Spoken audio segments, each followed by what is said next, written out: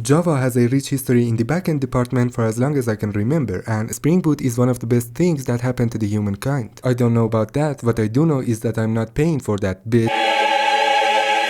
Today, let's learn more about Spring Boot, why it stands out, is it the best, and should you consider using and doing it in a regular basis. It's a modular, Spring-based, and production-grade framework. As you probably know, creating a project in Spring is no fun. You will need to set up each and every module you need every time you pick up a Spring project. What Boot does, let's call it Boot, is that it gathers the whole Spring ecosystem such as security, database configurations, cloud and microservices, some other shits, and sets them up for you because he loves you. Because he cares for you. What I personally like about Boot is that deep inside it's a Java program where I can do multi-threading and nobody can tell me shit. What I don't like about it is the garbage collector from Java, but that didn't stop me from doing it. I'm talking about Spring Boot. To be able to use Spring Boot in VS Code, you will need to install Java, Maven and these extensions.